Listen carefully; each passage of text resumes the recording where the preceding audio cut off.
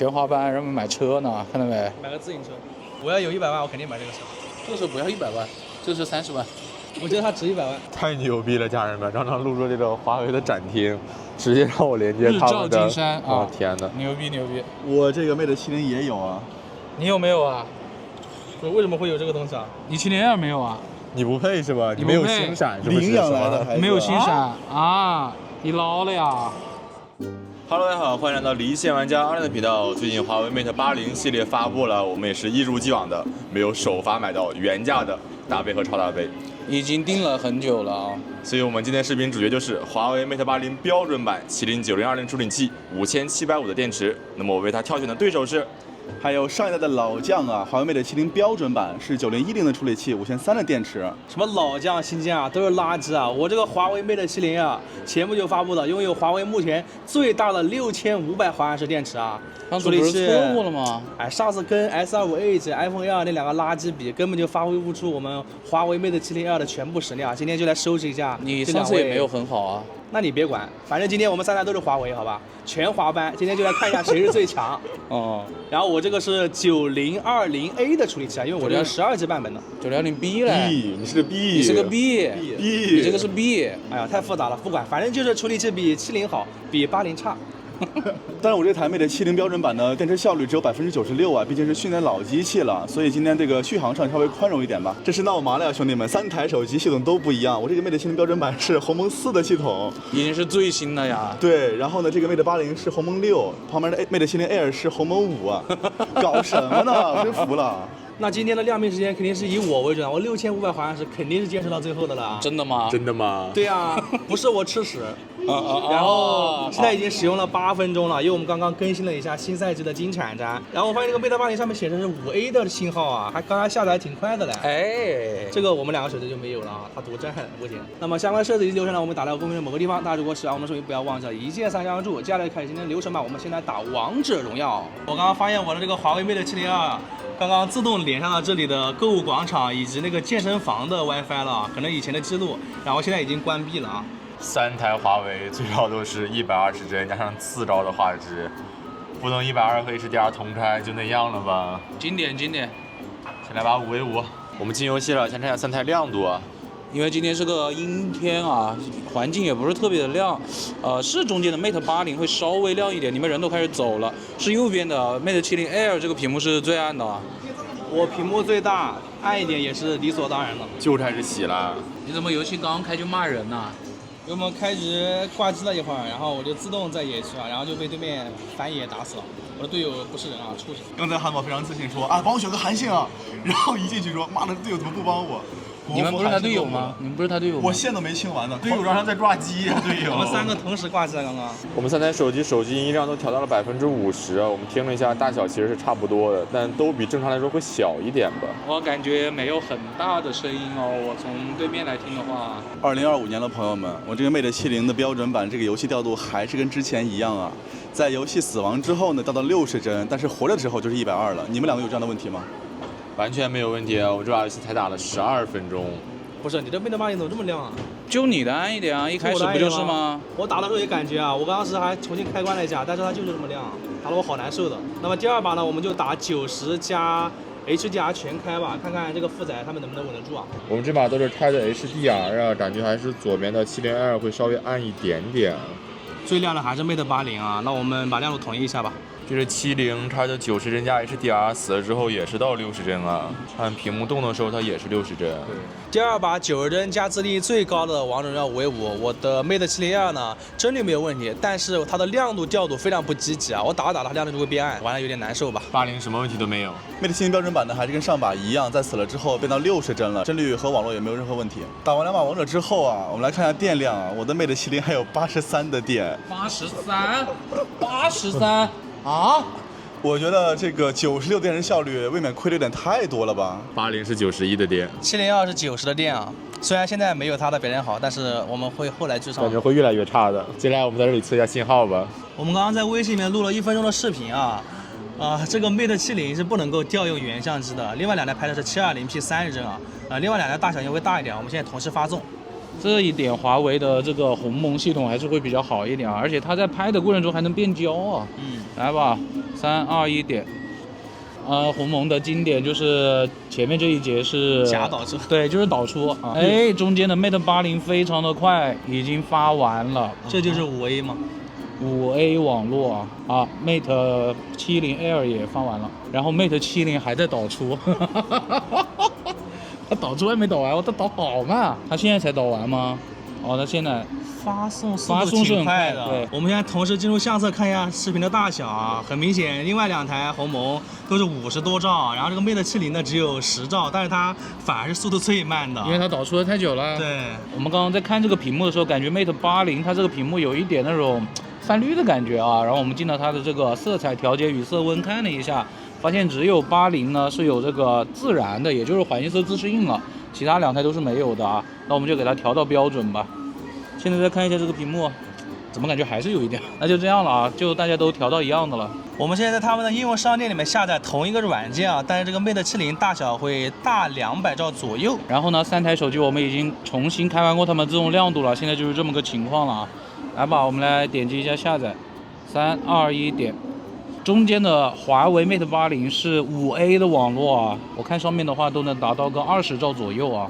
怎么是 Mate 70 Air 最快啊？不是 Mate 70 Air 怎么那么暗呢？对，它就是暗啊，不要偷啊！不要强调这个问题好吗？这不重要。反正到你的就不重要了呗。对啊，我觉得这个亮度非常适合。你自己说你有几重标准？我的标准随时变化。性别也可以变吗？跟你的性别一样随时变化是吧？现在看起来好像是70 Air 要第一个下完了。OK， 70 Air 已经下完了。怎么中间的 Mate 80还没70快啊？70还大一些啊，70先下完了啊，80是最慢的。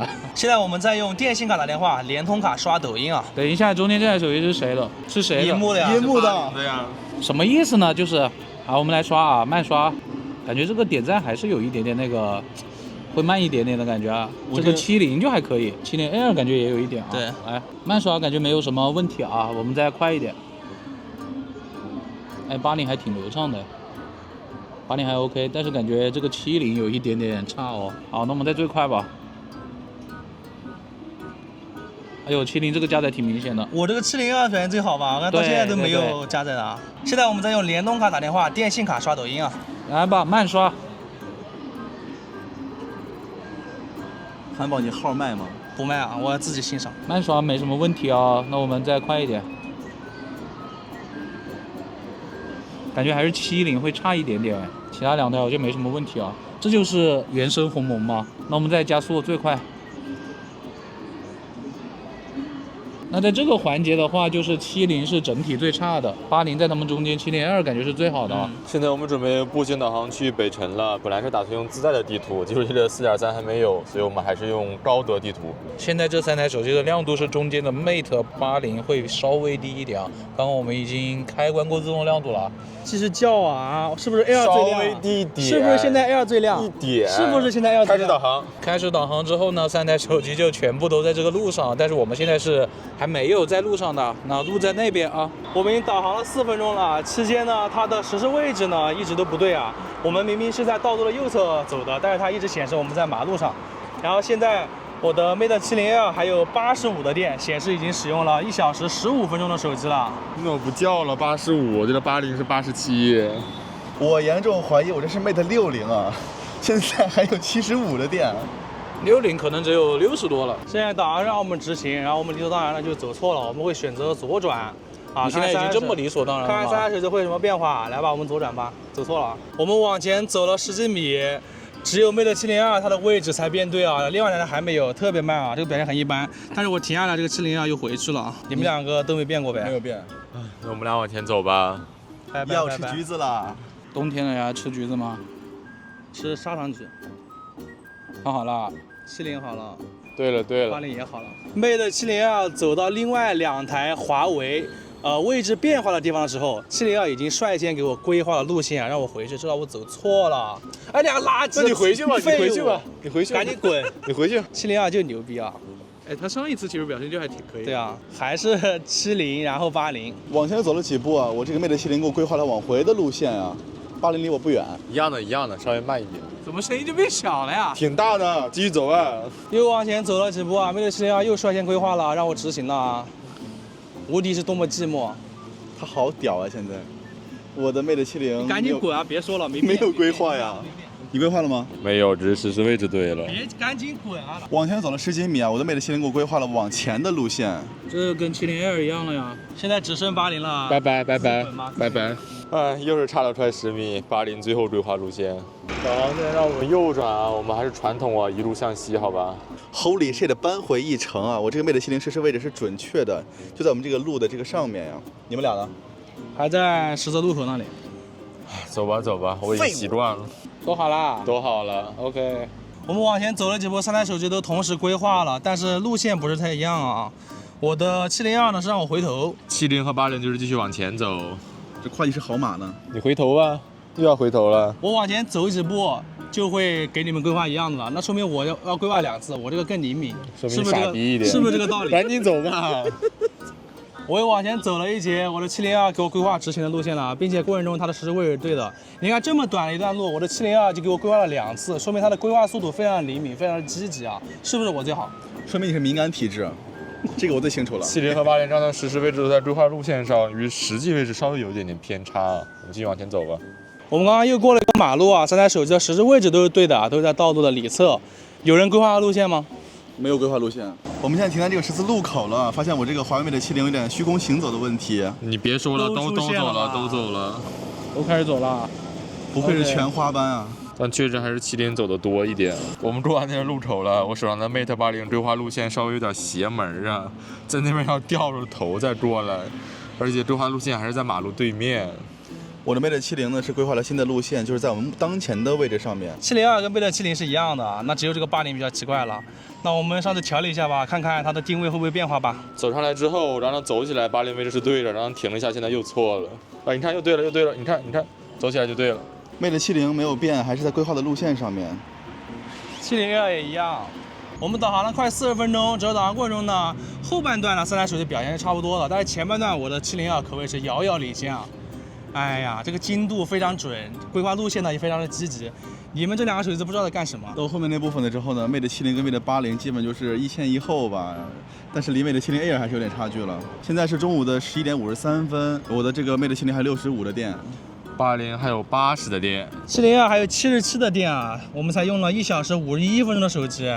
你这个70不会马上就要下机了吧？感谢你啊，709010这个好处理器啊！整个导航过程中是80的亮度会稍微暗一点啊，70 Air 会更亮一些。现在我们去厕所测信号吧。我们已经进入到这个信号非常差的厕所了，这台手机现在都是显示4G 2格。就我们以往测的经验呢，华为在弱网的情况下强网能力还是挺强的。但是今天不好意思，是3台华为啊，估计厮杀会非常激烈。我们现在用联通打个电话吧。都通了。哇，都很快呀！我们现在微信同时发送一个表情啊。3、2、1点。哎，70会差一点。Mate 70 Air 没有，是702最差，它还没发出来，但是它收到了。你看，另外2台都没有收到702的消息，所以702最差的，也没有红啊这个信号啊。终于出来了。我们都进入这个微博同城了，3台手机都刷出了新的内容，我们现在同时刷新一下吧。哎呦，这个70好快啊！而且只有70有图片。对，它加载也是最快的，其次是这个80啊，这个702是啥图片都没有。我们都已经进入抖音了，3台手机现在在加载啊，看看谁能先出来。啊，这个702应该是最差的吧，它都没有画面啊。然后70先出来了。它虽然写着网络不稳定，但是刷出了新的内容。然后80是画面能动的，702最差啊是黑屏。我们点着评论区看看能不能点开。3、2、1点。感觉都有点困难，抖音也就这样了吧。我们现在把卡切到了电信啊，现在打个电话。70最快，对，然后是702，最后是80，速度都差不多，都挺快的。我们现在在微信里面发送3个表情啊。哦，70是最慢的，另外2台速度差不多。我们现在已经进微博很久了，但这个80还是刷不出来新的，点重新加载没有？有反应了。OK， 那我们先来同时刷新一下吧，它刚刚一直出不来。啊，80还是会慢一点。再来一次看看。啊，80就是慢一点。我们现在进入抖音了，3台手机都是能刷出来新的，但是70现在提示网络不稳定了。然后刷一刷再看吧。好，70刷出来新的，来我们刷一下吧。70是黑的比较多啊。然后这个702感觉表现还可以，基本上都是能动的，80也偶尔有黑的情况。我们找到评论区看一下，点。80最快，70还是会稍微差一点。那看来3台华为的实力确实有一点不分伯仲啊，就是这么多环节里面，他们都是互有胜负的，不管是联通还是电信，他们的表现都还是不错的。我们现在到地下车库来扫一下墙上的支付码微信的，中间已经放大了呀，这个 Mate 80啊，来3、2、1走，都是联通的4G 网，哎，但它扫的其实不是最快，最快是这个右边的 Air。我们发现这个 Mate 80怎么在这里又这么亮呢？就每次这种机器在外面感觉不是很亮的，在这种暗一点的地方都挺亮的啊。跟 Mate 70 Air 就是不分伯仲啊，一个在室内亮，一个在室外亮。我们现在离那个二维码大概有4到5米的样子了，来吧，走开。右边的 Air 已经放大了呀，哇 ，Air 扫出来了啊，最便宜的啊，这个 Air 是啊，傻逼吗？暗光扫码也比不过我操！那我就往前走吧。哎，他们都没放大呀，哎，放大了，这个是70啊，80在慢慢放大。哦，80先扫出来了 ，OK，70还稍微慢一点啊。现在我们到这个很暗的地方来扫一下墙上我们自己的微信二维码，大概1米啊，3、2、1走。哦，还是右边的 Air 最快，最慢的是左边的70啊。现在我们离那个二维码大概有3米的样子啊，来3、2、1走。现在是中间的 Mate 80最快了啊，最慢的还是70啊。其实这个非常暗的地方，3台华为的表现其实都挺好的，而且他们的那个取景框非常的亮啊。我感觉这里没有之前暗了，因为外面好像换灯管了，比较亮一点。对，会稍微亮一点。我们现在打微信视频通话，现在来看前置。我先说一下他们3台的这个取景范围啊，是 Mate 70是最广的，其次是中间这个 Mate 80啊，最近的就是这个 Mate 70 L 了。然后呢，看一下这个效果，我感觉最清楚的其实是 Mate 70啊，然后其他2台都感觉有点这种朦朦胧胧的感觉啊，因为亮度不一样，也没法很好看。我觉得80看着还挺舒服的，这个70太暗了。这个 Mate 70就感觉它的对比度会稍微高一点啊，而且这个鸿蒙456适配也不行啊，你看我这鸿蒙5这个适配啥呀？我这个按钮都给人挡住了，这个是老问题了。他们2个就没有。后置镜头这个广度还是一样的呀，就还是70的比较广一点啊。其他2台的话就感觉差不太多了，画质的话是70最差啊，它这个地上的纹路就显得最不清楚了。其他2台就还不错了，这2台是原生鸿蒙啊。我们已经打了10分钟微信视频通话到北辰了，现在70 Air 还有68的点，80是71，70只有52了。那我们现在准备开始录像了，现在这个环境呢是那个感觉太阳啊，是有一种要出来的感觉，但是呢云是比较厚的，环境还是比较偏暖的。都是4K 60帧的情况下呢，这个 Mate 70 L 依旧是没有超广角的，上期视频大家应该就已经看到了，其他2台都是有的啊。那我们现在就开始录像吧，先试一下他们的变焦啊，看能不能切镜头。OK， 我先试一下 Mate 70啊，拖 OK， 哎，好像没有切哎。哦，它到5倍切了 ，OK， 它最高可以拉多少？15倍啊，它15倍就是这个效果了。哎，怎么感觉它超广角没有切啊？哦，切了，啊，是切了的，而且它切换的时候感觉会卡一下啊，这个不是很流畅啊。哎，它到这个2、3倍的时候感觉就已经不是很清楚了。好，那么回到1倍啊，现在是中间的 Mate 80，从上广角开始，拖，哦，切了 ，OK。啊，它到2倍还是挺清楚的。好，5.5倍啊，也切了 ，OK， 它最高也是15倍啊，大家看一下，这是15倍的效果，感觉它的曝光会有点奇怪啊。好，回到1倍了。最后是这个 Mate 70 Air， 它只能从1倍开始。上一期视频应该大家都看了吧？它是能切的啊。哎，它怎么虚焦了？啊？它这个10倍就不是很清楚了，大家可以看到吧？这个变焦过程也不是特别顺滑。那我们现在慢慢的向它走过去啊。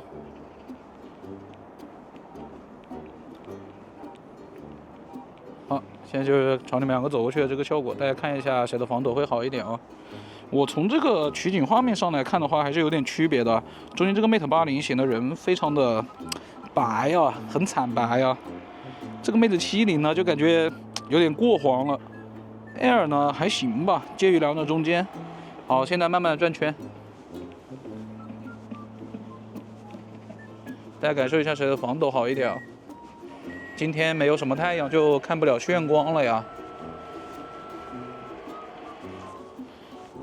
真实的话，其实是这个 Mate 70 Air 比较真实哎。我现在离远一点向他们跑过去啊，开跑。你在想什么呀？好，现在我快速的转圈，大家感受一下这个防抖啊，看谁稍微好一点。整体这个效果的话，我是真觉得这个70 Air 会好一点啊。Mate 70也还行吧，但是80就感觉有点太白了呀。现在3台手机我们录了2分半钟的4K 60帧视频啊，大家可以看到是中间这台 Mate 80的亮度是会高一点的，Air 是比较暗的，70其实也还暗了。我现在来做3台华为的前置视频录像啊。首先从屏幕上看，目前是这个左边的 Mate 70，它的亮度是最低的，最亮的是中间的 Mate 80啊。我怎么老感觉中间这个 Mate 80的画面有点过曝呢？对，看着感觉不太自然，而且很粉啊。而且我们现在是把3台手机全都调到他们最广的那个焦段了。可以看到就是 Mate 70这边非常的广啊，然后其次是80，最近的就是 Air 了。对 ，Air 的视角最窄，但是它其实人拍着还是挺自然的。对，我感觉有点暗了。对，70有点暗，然后这个80感觉它是有点美颜过度了，就看着很奇怪啊，很粉嫩。对，很粉。走一走吧。然后我现在跑一跑，大家看一看防抖啊，然后没有太阳就不看全光了。好，但他们都能拍4K 60，感觉还是可以的。现在我们用3台手机的前置的人像模式来自拍一下，可以看到是右边的这个 Mate 70 Air 的是最窄的整个画面，其他2台都还比较广一点啊。感觉这个70是最广的，他们都默认缩放到了最广的视角啊。对，现在我们换成了他们的拍照模式啊。今天这个天气就比较阴了，我们就没有什么正光或者逆光了。我感觉这个效果好像70会比较好一点。现在我们准备用它的后置的人像模式来拍照啊，其他都是默认的，而且他们的焦段都是123。哎，很奇怪啊，他们为什么不用那个什么5.5倍啊？那就都用123倍了，拍他们2个来吧。我觉得 Mate 70整个的这个取景框的清晰度是没有其他2台高的，还是原生鸿蒙，感觉对取景框的这个清晰度是有一定的提升的。2倍情况下，这个 Mate 70的背景虚化效果就显得比较明显了。80这边还是不是很明显的，几乎可以说没有，但是成片可能会有吧。70 Air 有一点点吧，没有70那么明显啊。到了3倍，这个70 Air 的背景虚化效果就比较明显了。80这边依旧不明显，70这个背景虚化效果是最明显的。但是它的人显得就不是很好看了，感觉它是取景器的清晰度没有很高，但是呢，它又加了一层锐化的感觉啊。现在我拍一下樱木啊，好久没有拍过他的人像了，好吧？他硬要靠着这个边上，然后摆出一个这种很忧郁的姿势啊，我也不知道该说什么，感觉他包袱很重。快点吧！我从这个取景器上看，把他这件衣服还原的最好的就是中间的 Mate 80了啊，但是人像大家就觉得哪个好看就选哪个吧。我觉得这个 Mate 70 Air 的防抖有点小差，但是它到3倍之后就好一点了，因为3倍它切镜头了。哎，我说实话，我感觉切到3倍之后，我拍出来这个照片有点像那个方大同的专辑封面，有点像那个陈悦那一张。现在我们用他们的后置的拍照模式来先拍一下人啊，怎么变冷了？把衣服都扣上了。现在我从这个取景器里面来看的话，没有一台手机能够还原出韩宝这个棉袄的颜色啊，它这个颜色其实是有一点绿色的。我从取景器上看，每一台都是这种棕黄色啊，这个 Mate 70 Air 的超广角就比较差了。取景器的体验是2台鸿蒙原生的会好一些啊，它默认的挑了一个人像出来，那我们不动它了，所以这个 Mate 80的红枫也不在主摄上嘛。哎，我先从这个屏幕来看的话，1倍的话是 Mate 70 Air 是比较还原它衣服的颜色的，我感觉这个 Mate 80的颜色有点怪怪的呀。大家看一下这个衣服，看到了吗？可能是屏幕里面有人啊，我感觉这个 Mate 80呢，它就把这个人的肤色搞得比较好看了，然后这个衣服的颜色就跑偏了。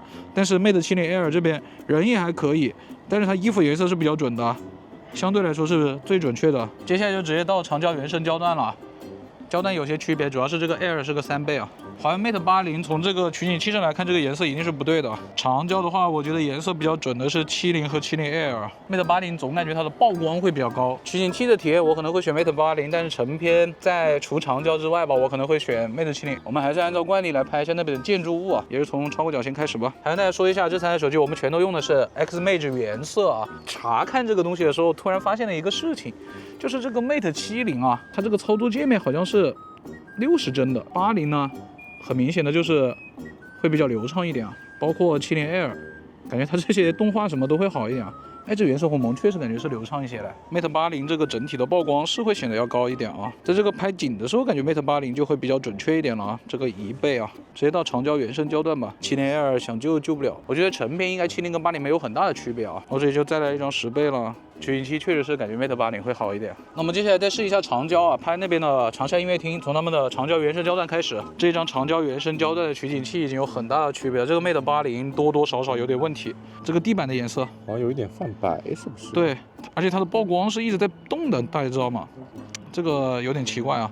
然后70这边就比较稳定一点。Air 这边也比较稳定啊，这个地方其实是没有它取景器上显得这么白的啊。接下来是10倍了啊，10倍就能看到这个 Air 已经比较糊了啊，80还是可以的，但感觉它曝光还是整体偏高的。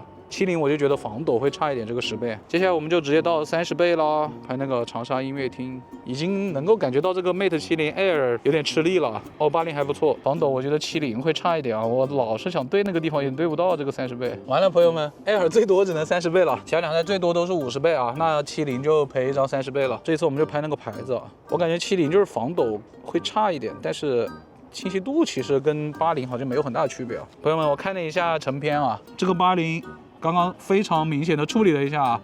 哦，这个80的算法痕迹很明显了啊，这个70 Air就是感觉有点救不了了，但是我觉得70这张真还行吧，它的算法痕迹没那么重啊。Mate 80这个上面已经可以说是在画画了。我们再拍一下这边已经泛黄的银杏叶了，用他们的1倍和长焦原生焦段来拍吧。哦，80在这个场景就会显得好一点了，这个70就感觉颜色比较深了。长焦的话就感觉是70的颜色会比较准确了 ，Air 是最浓的。这个80感觉它曝光是一直在飘啊，而且整体也是偏艳的。这个70就会显得自然一些了。南方的优势啊，12月份还有绿叶啊，这个绿的颜色是比较深一点的，只有70它给我跳了一个绿叶，颜色最接近的好像是70哎。可以看到吗？这个80感觉曝光有点问题啊，这个成片长焦的成片我看了一下，感觉还是70的会比较准确一点啊，其他两个各有各的怪吧。现在下午的1点16分，我们现在才用了2小时51分钟手机啊。Mate 70 Air 还有55，80还有58，70还只有36了。毫不意外，毫不意外。我们刚刚拍照其实也就是个20多分钟了，可能也不到30分钟啊。这个差太多了，掉好多啊！它一开始是52吧？哎，这差距越来越大了。这70续航是真垃圾啊！看看这个80最后能不能打过这个702吧？因为702电池大那么多，我觉得现在一直不如80，有点尴尬啊。你现在尴尬了？开头那么肘叫，吃屎是不是？那么现在我们去中午吃饭的地方吧。饭前打把金枪铲，3台手机最高就是60，超新加7招。指针都没有，毫不意外。更新之后发现多一个40英画质，我们都关掉了。全华班人们买车呢，看到没？买个自行车。你上次不是他用小米，你要他买小米速7吗？我要有100万，我肯定买这个车。这个时候不要100万，这是30万。我觉得它值100万。太牛逼了，家人们！刚刚入这个华为的展厅，直接让我连接他们的。日照金山啊！天哪，牛逼牛逼！我这个 Mate 70也有啊。你有没有啊？为什么会有这个东西啊？你70 Air 没有啊？你不配是吧？你没有星闪是不是？领养来的孩子。没有星闪啊？你捞了呀？那我主打性价比啊，我电池大，不要这些有的没的。这个东西日照金山，你买得起吗？买得起啊。买不起。打了10来分钟了，这个60帧看着确实有点不爽，其他好像没什么太大的问题。我的 Mate 70呢也是帧率跟网络没有任何问题。702没有问题，但这个新版本不太会玩。让我琢磨一下吧。玩个逼约的，我解锁小法，他要我做2个帽子，要4个大棒，但我只有1个大棒。我没了，我早早的退伍了。这游戏还是没有玩明白啊，还是得练练。感觉这把轻松拿下了呀！我的3星波比了，已经超过3080配置了，可以解锁狗熊了。狗熊应该是这版本最强的5费战士了。我这么激动吗？赶紧出来，我要看他有多强。沃利贝尔一解锁，我操，好太帅了！啊！还要多久啊？好饿啊！还有多久啊？马上结束了，现在6跟2了，还有不是3个回合了。你要吃鸡了吗？应该吃了。我正在吃鸡啊！我操，3星小鱼人。打不过我，不走叫了。哎，我3星小法了，你别急好吧，你别急，老子干死你！我这么暴躁呢，现在的年轻人。你很老吗？太 C 了，天天在那狗叫，差一张3星叫啊！怎么了？胜利。小法数值太低了，我2个314倍打不过他一个。这游戏打了40分钟，那60帧肯定是没什么问题啊。我的80还剩47的电啊，702只有40的电了。我猜应该一下吧，我的 Mate 70还有15的电。15啊？对，40分钟掉了21%。God bless me 吧。这太恐怖了，60帧啊！我们才用了3小时37分钟手机呢。你这个70续航也太差了吧？这个金站产感觉好像适配没有优化好吧，照电还是有点快。眼帮用菜头上齐，让大师拍下照吧。好的，朋友们，拍点照片啊！1倍拍全部的5个菜，2倍拍单个的菜啊。70是直接显示美食了呀，80也显示了。我从取景器上看，我觉得80更真实一点啊。70这个取景框的体验真的是完全不如80的，取景框显示的颜色感觉也是80的会更真实一点，但是2台手机没有特别大的区别啊。80拍出来的会更想吃一点啊，70这个显得有点暗暗的。702就不多说了吧，上一期视频刚拍过，它也是识别出来美食了。702我感觉这个颜色稍微有点怪啊，感觉不是特别的好看的。整体的区别都不是很大吧。那我现在再试一下它们的长焦微距啊，看有没有微距啊。这个是702，它在这个位置切了呀，这有30厘米以上了。那我就再拉远一点，用它的长焦拍一张吧。再试一下 Mate 70在这里就切了，朋友们，这么远了，这有70-80厘米，快1米了啊，看到这个位置就已经有点对不上焦了。好，我再看一下 Mate 80吧，看到这还不给我切回来，我天哪！哎，就是这个位置，就这个位置吧，也有1米了。吃饭期间我就看 B 站1080P 原画的直播，并且打开弹幕。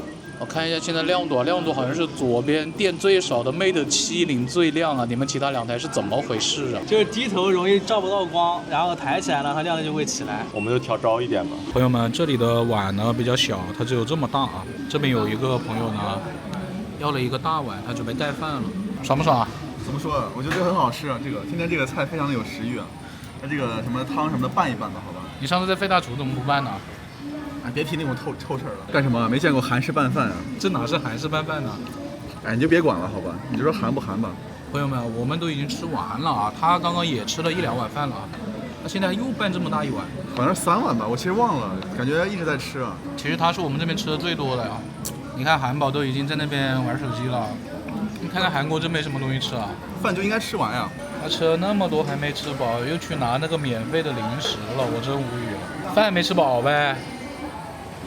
放完了30分钟的 B 站直播啊，我的这个 Mate 70还有4的电，现在是下午的2点42分了。4的电呢？哎呀，我绷不住了呀。80是40的电。哦呦，702还是35啊，我们到现在才使用了4小时14分钟手机啊，就是 iPhone Air 啊，就这么久。但是 iPhone Air 的负载比这个要低很多啊。我们吃完饭了，准备坐地铁先刷信息流，还是先抖音呢？刷了7分钟抖音啊，然后这个Mate 70提示我30秒之后要进入应急模式了，还有1%的电此时啊。4小时22分钟。OK，应该是续航最短的手机之一了吧？然后应急模式给你算一点时间嘛，就给你算4个半小时续航，好吧？今天就是最终成绩了，你待会充上电，完成我们最后的测试吧。进入应急模式了，能退出吗？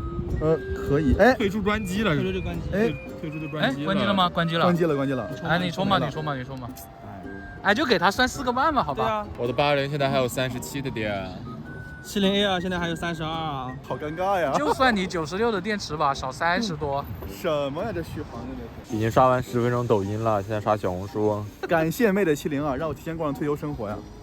就算太了，我最多怎么着也到不了5个小时吧？我觉得就加个20分钟吧，最多了，真的最多了。针对我是吧？就一到这个电梯开始朝我拍了。你现在一脱裤子，我知道你要放什么屁，你知道吧？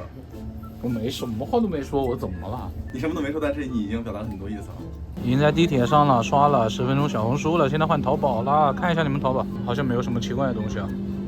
耶，刚刚我们发现这个 Mate 70 Air 好像没有这个 Mate 80这么流畅啊，刷起来，我感觉你的有点顿顿的呀。有点卡。怎么就我们2个上来了？来的早不如来的巧。他们2个呢？我2个走路了。2个大活人走丢了。你不是说他们2个走路吗？也没看他们走路啊。不知道啊。啊，在那里，看到了。你看，我们从地铁站出来了，2台手机呢都没有什么问题。702现在还有28的电，80还有31的电。70已经充到了多少了？70已经充到了51了，应该够用了吧？也许吧。然后鸿蒙现在的高德地图终于适配了步行轨迹之路啊，但是我们一般是用百度地图百度地图的步行轨迹还是没有适配的，我们这次就用高德吧。我猜它还在那个角落。你猜的可太对了。耶，还养了些植物啊。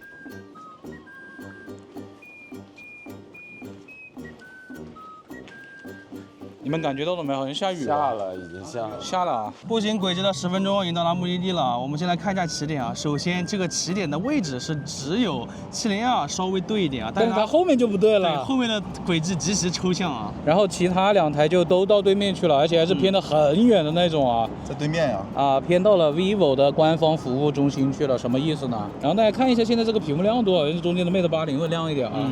我们看接下来进入向着这一节，好像是 Mate 70比较在路上啊，大家看到了吗？对，跟这个线是重合的。对，然后80呢就稍微往下了一点了 ，Mate 70L 也是稍微往下一点了啊。回头路的话，就只有 Mate 80会稍微差一点了，其他2个的轨迹都是比较正确的哦。我们这次是没有交错的啊。对，接下来这段路的话是 Mate 70会比较在路上一点啊。70L 也还可以，感觉80就稍微偏下来一点了。最多的这一段其实是80最好，因为我们今天是靠右边行走的，80比较对。后面这个拐弯的地方，我们来看一下，是 Mate 70L 可能还好一点，因为它这个弯折是比较多的，其他2个后面这一节就完全都直接一个斜线上去了，一个斜线连一起直接穿过去了。对，好，2栋楼之间这个地方，3台都穿楼了，但是呢 ，Mate 70L 可能还是好一点啊，穿的比较少，而且它的位置是对的，我们是靠下面的，而且这个拐弯的地方感觉也好一点。你看这个 Mate 80就直接一条斜线上去了，70也差不多啊。接下来我们从2栋楼之间出来的话，还是70会好一点，我感觉，其他2台就感觉他们那个精度不是特别高啊，对，都是那个强制连起来，对，就直接连起来了这个轨迹啊。这个文庙屏箱这里也是如此啊。感觉是这个70L 会稍微在路上一点了，最后就是这个开阔的古潭街了，还是这个 Mate 70L 会比较在路上啊。你看其他2个都几乎没有在路上啊。我们都是沿道路上侧走的呀。对啊，所以整个的这个表现的话，就是 Mate 70L 会比较好一点了，其他2台感觉大差不差吧，都不是特别好啊。现在下午的3点57分，我们已经使用了5小时3分钟手机了，70L还有24的电。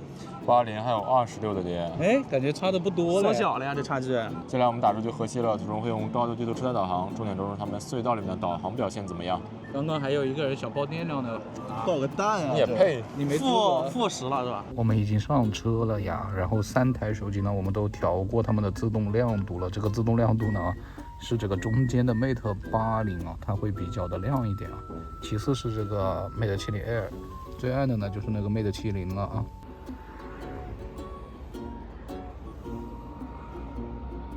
现在正在左转，好，转过来了，好像没什么区别啊。再来一个右转，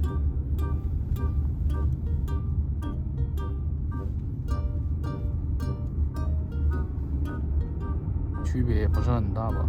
怎么打呼了呢？太牛逼了！现在我们要进入到隧道了，我们在左侧车道，右边的 Mate 70L 错了。Mate 70也错了，结果 Mate 80是对的呀。好，我们进入到隧道了，都在隧道定位中。现在只有 Mate 70车道错了。我们现在进入到这个弧线行驶了，是左边的 Mate 70会稍微滞后一点啊，而且它现在屏幕也有点暗了。现在插入口就在我们前面，但是右边的 Mate 70L 先进去了，Mate 80也进去了，但是我们还没有进去的啊，大家可以看到。70跟我们的进程差不多。好，我们现在就正好进去了。我是 Mate 70比较准一点，其他2台都快了一点了。但是在之前的那个地方就确实是 Mate 70要滞后一点啊。70L 和80都停住了，70现在也停住了。跳了一下，Mate 80。都跳了一下。都跳了，对。好，我们现在正好出隧道了。等会儿把它丢车上，我们就下车了，不管它了。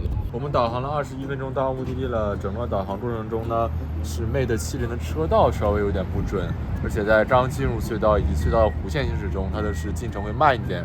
但是呢，我们进入到岔路口，它要出隧道以及出了隧道之后，都是70的进程会稍微准一点。我们快要到目的地的时候，我把80的高德地图放到了后台，打开了屏幕使用时间，然后他把我的高德地图给杀掉了，我太无语了。现在是下午的4点28分，我们用了5小时28分钟手机，现在80还有24的电，70L还有21的电，差距不是很大了。那我们先用支付宝扫着二维码吧。那个人呢？天天吃饭睡觉拉屎。扫着共享单车，快走。收的差不多啊。现在我们在店门口来扫一个支付宝二维码，来3、2、1走。哦，这一次，哎，怎么感觉这个70L 有点进去的慢哦？我们刚刚在微信里面录了1分钟的视频啊，然后刚刚开关了一下自动亮度。现在他们的自动亮度感觉还是中间的这个 Mate 80会比较高一点啊。来吧，我们来发送一下吧。他们现在都是5G 啊，什么5A 啊，5G 啊。好，来3、2、1点。啊，非常简单啊，就还是这个 Mate 70要导出啊。2台新机拍的还是720P 30帧。哎呦，2台都很快，都很快。2.5兆每秒速度啊！哎呦，这个中间的 Mate 80最快啊！哇，这跟外面没有区别。这个 Mate 70在这里跟上午也没什么区别，好像。那就算了吧，反正它已经没电了呀。现在我们在浏览器里面下载一个软件啊，大小是340-50兆，来吧。都是同一个软件，只是显示的会不一样啊。3、2、1点。哦呦，这个70是什么？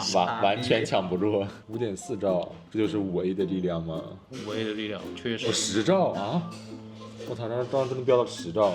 现在还是7兆嘞，6、7兆嘞，哇，这个地方能下6、7兆挺夸张的。70L 速度也上来了。70L 速度也还可以。哦，这个70怎么就3%呢？网都被抢完了，被抢完了。抢完了，Mate 80 13兆，哇，10兆要结束了，杀死比赛了，杀死比赛了啊！70L 也上到了10兆，18兆。OK，L 也挺快的，看一下。好像没有分到啊。这个70好像就这样了啊，它也显示的是5G 啊。我们打10v10王者荣耀，第一把还是保帧率120，加上4兆的画质。好了，朋友们，现在一个人物阵亡了，但是呢，帧率是120帧，跟早上的5v5完全不一样。早上的5v5呢，死亡之后是60帧。我用这个 Mate 70L 打王者，不管是5v5还是10v10，我都感觉操作不是特别的跟手啊，感觉玩起来有一点延迟，感觉玩的有点不舒服。我刚刚试了一下它的 Mate 80，它的 Mate 80感觉触控采样率要高一点。确实，Mate 70L 的差一点，到处都是边角料。打了14分钟，终于进入到终局之战了。哎呀，还玩我的猪！哎，我操，我进去110啊，没有。对的。进去一瞬间会卡一下。120还挺稳的。81、120，我的 Mate 702帧数浮动很大，进去的时候是90，然后120，打的时候是81，然后又死了之后又碰回120。我的 Mate 70进去之后呢是90帧，然后出来就120了，这个帧率直来直去啊。这把游戏打了15分半，华为 Mate 80一点问题都没有。我的 Mate 702玩起来有点不太跟手，然后在进入终局之战之前，有一瞬间它是跌到了90帧，然后就直接回到120，很奇怪。然后进入到终局之战之后，一开始是90，然后不打团的时候呢是可以稳在120的，但是打团就会降到80左右啊。我的 Mate 70标准版的这个游戏的帧率跟网络没有任何问题啊，除了在后面的终局之战的时候呢，它的这个帧率掉到了90以外，然后过了一会儿又回到120了。需要说一下的是，我们打的并不是最高画质的10v10啊，我们开的是次高画质。那么第二把我们就打90加最高画质的10v10。我们都是90加 HDR 呀，中间那个 Mate 70L 是不是太暗了一点对啊，你这个 Mate 70我们已经开关过自动亮度了，就这个亮度。我刚刚打的时候也是这样，我要拉高一点吧。是不是快没电了呀？哎，韩宝刚才大叫了一声啊，感觉就是要爆发出来。玩个小农人打不动肉啊，很绝望。我的 Mate 701这把打了11分半，我死了之后锁到了60，我看他待会复活会不会给我回来啊？哎，刚才5秒钟前我这个 Mate 70它的网络掉到了150多，黄了呀，然后轻微的变了一下红，就是2秒钟的时间。然后刚才呢也出现了140多这个延迟，大概持续了有5到8秒钟。Mate 701复活了，现在还是60帧啊，那他就是11分左右的时候给我锁到了60，从90锁到60啊。OK。80呢？80什么问题都没有，现在还是90帧。第二把王者荣耀10v10，我们打了13分钟啊，然后返回到桌面，Mate 702锁60帧了。OK。现在80还剩8%的电，702只有3%了。我想说呀，我这个 Mate 70啊，刚刚给它充到51的电，现在还有21。好像也不怎么样啊，也就太不怎么样了这个。那这里网络不是特好，我们出去再放视频吧。我们从数据商店出来了，外面非常凉快。我们刚刚还把壳摘了，拍了个封面，就已经放外面很久了。但是我的702还是60帧，有点进入设置也是的。好卡呀！它是不是有什么自动省电模式啊？你这3%电怎么就不行了呀？你看它显示设置里面帧率怎么调的？哎呦，设置是高呀，啊，怎么办呢？果然就是露馅了，好吧？上次它电很多，没测出它的真实实力。它现在这个低电量感觉调度很保守啊。那我们接下来就看20分钟的 B 站视频吧，4K 60帧。现在是晚上的5点35分，使用了6小时25分钟。啊，Mate 702已经进入应急模式了。哎，你要吃屎了呀？吃了呀，什么东西啊？吃了呀？什么时候吃啊？吃了呀？那剩下应急模式就给它加个8分钟好吧，因为我们给 Mate 70也是加了8分钟凑了个整，那它就是6小时33分钟，还行吧，呗，差不多呗。此时 Mate 80还剩6%的电。你要吃，快吃！是什么东西啊？你自己说的，一开头说的。我6500华是肯定见不到最后的，不是我吃屎。那么稍后我们给大家总结啊，回避问题是吧？好了，我们先开始总结啊，朋友们。我这个 Mate 70表现呢，今天是4小时22分钟进入了应急模式啊。但考虑到它这个电池效率只有96%，那再怎么样也超不过5个小时了。那确实。就结束了。你这么垃圾，我得喷一下吧。我这个 Mate 702呢是6小时25分钟进入到了应急模式，不过它是一个6500毫安时大电池，今天居然没有战胜 Mate 80，我是觉得很意外的。这个芯片感觉能耗比没有这个新手机好啊。其实上一次就已经感觉到了，好吧？你还想喷它，我都懒得喷你。你们都没电了，我还有6%的电。这个5750的 Mate 80确实是挺耐用的。那我今天来重点说一下我这个 Mate 70的表现吧。其实它今天总体的表现来说，跟 Mate 80是不相上下的。那硬要说好的一点，就是在车载导航的时候，它的表现会比其他2台要稍微更精准一点。好的，好地方说完了，现在说坏的吧。真的假的就没了？就是它是没有什么突出的点啊，非常平平无奇啊，这个机器。今天的微信视频上传，相比其他2台来说，它是需要导出的呀，然后这个速度慢了不止1点了。就是其他2台都已经发完了，它还搁那导。对，然后还有一点就是它这个王者的这个游戏表现，在打完之后，这个机身温度是明显要比其他2台要烫的。拿手背摸了之后，就是我这台是很烫，但它那2台就是温热。然后在王者的5v5中间发现一个问题，就是它在死亡之后呢，它的帧率变成了60，复活的时候呢是120，但10v10呢，无论死亡还是复活都是120。还有一点呢，是在书玉超烟草的文件下载啊，这个另外2台都飙到10兆以上了，我这个只有几百 K 啊。然后到他们下完的时候呢，我这个只下了3%到5%的这个样子。我们下完了之后，这个 Mate 70的速度也没有变快啊，感觉它这个弱网的强网能力以及信号都不是特别好，非常的菜啊。你的续航这么垃圾，你不说一下吗？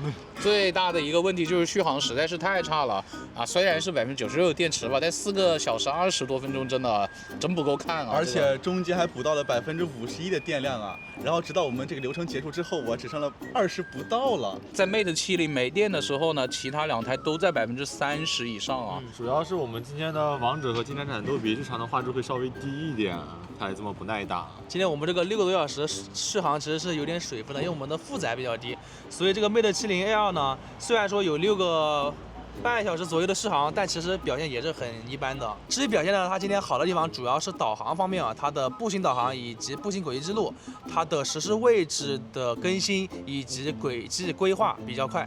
非常的积极啊！还有一点就是它的烧暗光的远距离扫码速度是最快的，比另外2台都快。它隔了5米就直接扫出来了，非常令我惊讶。不过它的整体的调度还是比较迷的。首先就是亮度啊，很多时候都给我调的非常的不积极，很暗啊。它的下限非常的低，有的时候呢需要它亮的时候呢，它又可以亮，而且感觉它最后的电的调度是非常的差的。首先它打王者的时候是给我锁到了60帧，然后我退出之后过了好久，它还是在60帧，桌面啊以及软件里面，我直到后来把它充电充到了7%。它才恢复到了120帧，所以它最后的那个王者锁帧可能是因为它这个调度导致的。我觉得它应该是能稳住120的那个实位值，因为我们今天负载真的不是特别高了，因为我们上次也没有用到这么低嘛，没想到它最后的电就是调度这么差，我觉得很一般啊。至于剩下的就交给 Mate 80吧。终于到我了，我觉得 Mate 80比 Mate 70起售价就低了800，我觉得这表现来说是非常好的了，跟702比低了贵了500。那也很好啊。相比于 Mate 70，今天没有什么优点，我觉得 Mate 80今天就没有什么很大的缺点了。它整体表现都还可以，主要是导航会稍微差一点点吧。它今天在信号方面表现还是可以的，尤其是在弱网环境下，你这数据杀青草，它下载速度是最快，最多能飙到10多兆。我们打王者荣耀10v10进入到中域之战的时候，他们都有不同程度的锁帧掉帧呢，我这个就完全没有问题。它今天亮度表现是稍微有一点迷，这就是暗的地方它不会很快的降下去，亮的话它最高又提不到那么亮，尤其是在步行导航的时候，但绝大多数话都是一个比较亮的状态。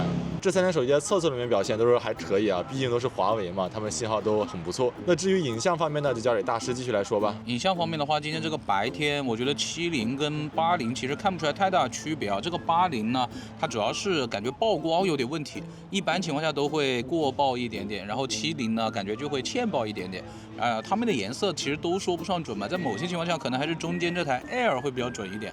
但是由于硬件的这个差距呢，超广角那肯定 Air 是比较差的，其他他两台就比较好一点。然后长焦的话也是70和80会稍微好一点啊，因为他们长焦那个焦距呢是比较长的，在10倍机以上的那个情况下呢，肯定是这两台会比较好一点了。中间的 Air 呢，毕竟是只有一个3倍的啊，但是我觉得这个3倍大家理性去看待吧。如果你平时拍很远的地方不是很多啊，我觉得这个3倍也是可以选的。而且这3台其实都是没有长焦微距的，最近的对焦距离这个长焦还是这个70 Air 啊。其他两台都有1米以上了，70 Air大概是30-40厘米吧。他们前置的视角呢，也是这个 Mate 70 Air 会比较差一点啊。其他两台的视角还是相对来说比较广的，这个在我们拍前置的照片、视频以及微信视频通话的时候是可以看出来的。甚至这个70在用前置的这个情况下，我感觉是3台手机里面最好的呀。如果你对前置要求比较高的话，可以选一下70，但是它的续航很差，朋友们。那么一会儿呢，我们还会去拍一点夜景，放在片尾，大家要记得看哦。我最后再补充一下，我觉得 Mate 80在照的地图的时候出现了闪退的问题。我当时后台抓了4.5的应用，把照的地图放在后台去设置里面查看屏幕使用时间，结果再进到照的地图里它就没了。鸿蒙6还是有点小 bug 呀。而且这3台手机今天是鸿蒙4的、鸿蒙5的、鸿蒙6啊，他们今天的高德地图全部更新了，就已经可以步行轨迹记录了。但是步行轨迹记录这个 Mate 80的采样率感觉有一点点低。我觉得70跟80都有点低，反倒是那个 Air 的那个精度感觉要高一点啊。其实这3台里面，我觉得这个新出的80还是比较适合购买的。它虽然贵一点啊，但是它这个处理器确实能耗比较好一点啊。它5750的电池，直接把这个屏幕虽然大一点的6500的70给干爆了。至于这个70就是续航就是狗屎，大家就不要碰了。这个80还是不错的。就是6500毫安时这个电池呢，我们到目前为止好像只测过4台机器，我觉得这个电池容量是有毒，好吧？一个是 S30 Pro Mini， 一个是 X300 Pro， 一个是这台 Mate 70 Air， 还有一台是真我 GT7 Pro 啊。我觉得好像只有真我 GT7 Pro 是我们测的最多，并且每次表现都还不错的呀。然后还有一点啊，今天我们在商场吃饭的时候呢，发现这个 Mate 70 Air 是没有星闪的呀。怎么说啊？边角料一人一等啊！就有些地方是有阉割的，它侧重就是大电池嘛，但是今天这个大电池续航居然没有80好，所以就说这个 Air 不是特别值得购买了嘛。你一开始不是说你要干嘛吗？如果续航没有80好的话，我6500毫安时肯定接不到这个的，不是我吃。那么本期视频到这里就结束了，不对，谢谢大家。如果喜欢我们的视频，不要忘记了一键3加关注，更多精彩视频请继续关注离线玩家，好嘞，我们下期视频再见，拜拜。你这不对线是吧？讲话。记得看夜景照片。回家了。好的，朋友们，我们来录夜景的视频了。因为这台 Mate 70 Air 呢，它的超广角是不能录 4K 60帧的，所以我们就只录1倍和长焦的了。同样是1倍的情况下，大家可以看到是 Mate 70的取景框显得最亮啊。80跟 Air 好像没有很大区别。那我现在就开始录像了。好，现在是1倍，我慢慢的向他们走过去啊，大家感受一下吧。整个画面我觉得是整个 Mate 70会比较亮啊，它好亮啊！啊，我走向你啊 ，OK。但是我感觉80跟 Air 好像会清楚一点啊，70这个感觉对焦也有点问题啊。现在是他们长焦的这个焦段啊，这个70肯定是没有用到长焦的，它在这个情况下有点调不出来啊。那对别的地方能切出去吗？可能要对个亮点的地方，现在这个亮度可能不太行啊，但其他2台确实也是切了的。好，我现在慢慢向它走过去了。这个大家感受一下这个防抖吧。这个80感觉有很多彩噪啊，噪点感觉很明显啊。这个70 Air 感觉还行啊。好了，就走到这吧。他又开始笑了啊！这是70 Air 对准他的脸，这是 Mate 80对准他的脸啊，这是 Mate 70 1倍啊对准他的脸啊，这很明显是没有切那个长焦的。好吧，大家看一下这个效果啊，大概就是这个样子了。再看一下韩宝啊，哎，韩宝人呢？哦，韩宝在这里啊。这是70 Air， 这是80，这是 Mate 70，这肯定是裁切的啊。现在是一个比较逆光的情况，我们从超广角开始拍啊。